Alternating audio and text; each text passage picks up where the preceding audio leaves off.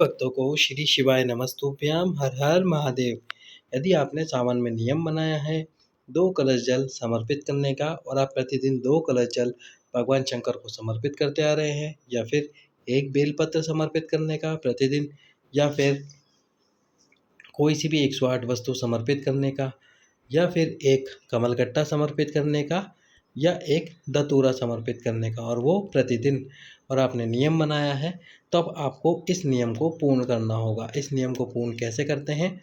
जो आखिरी सोमवार होता है सावन का, उस दिन आपको इस नियम को पूर्ण करना होता है आपकी मनोकामना को बोलते हुए, और आपकी मनोकामना को बोलते हुए इस नियम को पूर्ण कीजिए। अब ये नियम आपको पूर्ण कैसे करना है? तो जैसे 2 कलश जल वाला उपाय है, तो जैसे ये 2 कलश है, अब आपको इन दोनों कलश में जब आप सोमवार के दिन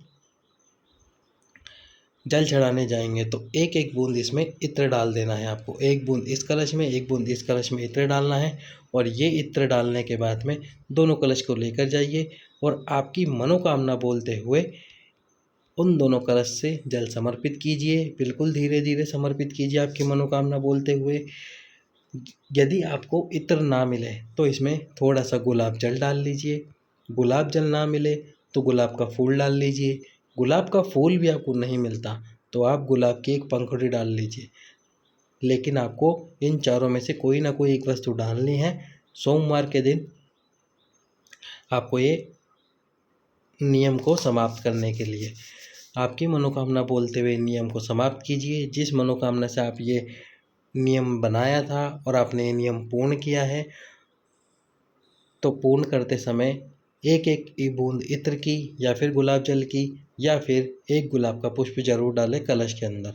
यदि सोमवार के दिन आप इस नियम को पूर्ण नहीं करना चाहते तो आपको यही कार्य फिर राखी वाले दिन, जो सावन का अंतिम दिन होगा राखी वाले दिन, ये उस दिन आपको पूर्णिमा के दिन इसको करना होगा। यदि आप पहले ही करना चाहते हैं तो आखिरी सोमवार को कर लीजिए, नहीं तो फिर आखिरी दिन आपको करना होगा।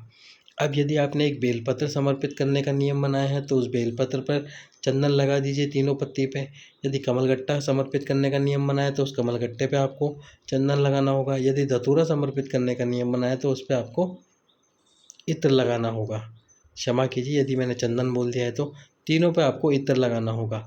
अब इसमें इत्र लगाने के अलावा और कोई ऑप्शन नहीं है, क्योंकि आपको बेलपत्र में इत्र लगाना है, कमलगट्टे में इत्र लगाना है, और साथ में धतूरे में इत्र लगाना है। धतूरे के साथ हम पुष्प समर्पित नहीं कर सकते, तो आपको इसमें इत्र लगाना ही पड़ेगा। एक एक बूंद थोड़ा थोड़ा इत्र लगा दीजिए। यदि 108 वस्तुएं समर्पित कर रहे हैं तो ये 108 वस्तुओं में से प्रत्येक वस्तु पर आपको इत्र लगाना है, और प्रत्येक वस्तु पर यानी कि कुल 108 वस्तुओं पर इत्र लगाइए। अब वो इत्र एक एक की जगह आप क्या कर सकते हैं, किसी कटोरी में वो सारी 108 वस्तु रखिए और उन पर इत्र की 4-5 बूंदें, 6-7 बूंदें डाल दीजिए और अच्छे से उनको मिला लीजिए। प्रत्येक वस्तु पर इत्र लग जाएगा, और फिर एक एक करके आखिरी दिन, या तो सोमवार वाले दिन या फिर सावन के आखिरी दिन, उन वस्तुओं को समर्पित कीजिए आपकी मनोकामना बोलते हुए। निश्चित रूप से आपकी मनोकामना पूर्ण होगी। सभी भक्तों को श्री शिवाय नमस्तु।